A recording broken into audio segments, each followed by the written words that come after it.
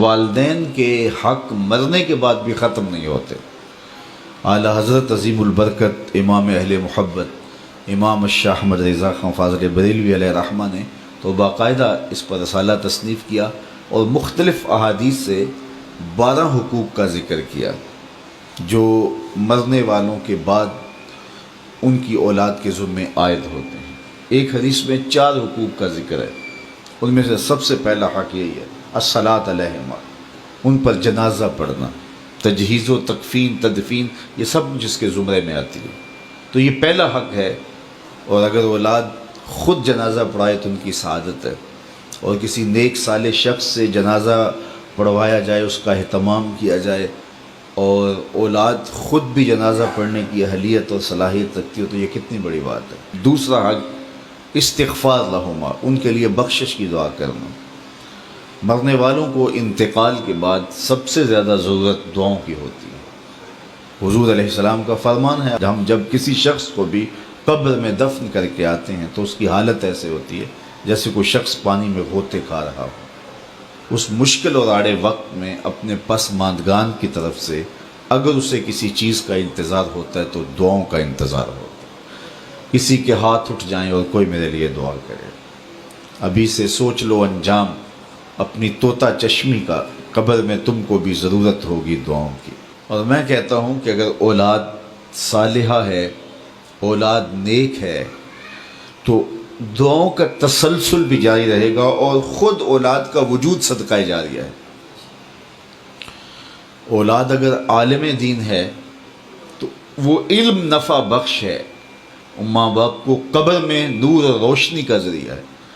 امام نبہانی علیہ رحمہ جواہر البحار جن ایام کے اندر لکھی ہے تو اس دوران ان کی اہلیہ محترمہ نے ان کو گھریلو امور سے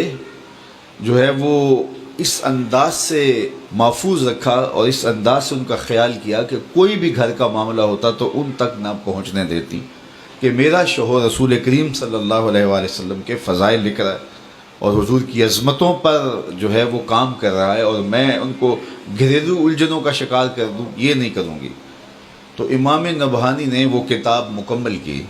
اس دوران ان کی اہلیہ نے چونکہ اپنے شوہر کو گھریلو الجھنوں میں مبتلا نہیں ہونے دیا کہ یہ حضور کے دین کا کام کر رہے، تو اس صلے کے اندر امام نبہانی کی زوجہ محترمہ کو 4 مرتبہ حضور کا دیدار نصیب ہوا کہ تو نے میرے خادم دین کے لیے آسانیاں پیدا کی۔ تیسرا حق ماں باپ کا ان کے انتقال کے بعد جو اولاد کے ذمے ہے وہ ہے ان کے وعدوں کو پورا کرنا۔ اللہ سے وعدہ ہے، کوئی منت مانی ہے ادا نہیں کر سکے، اس کو پورا کیا جائے۔ مخلوق سے کوئی وعدہ تھا، اس وعدے کو پورا جائے۔ کسی کا قرض دینا تھا، اس کو ادا کیا جائے۔ وعدوں کی جو بھی صورتیں ہیں، بلکہ علماء نے لکھا وعدوں کے زمرے میں ان کے معمولات خیر بھی آتے ہیں، یعنی رشتہ داروں میں سے جن غرباء کو، عزیزوں، ہمسایوں، محلے داروں میں سے جن کے ساتھ وہ تعاون کرتے تھے، خاندان کے جن کمزور افراد کے ساتھ وہ تعاون کرتے تھے، تو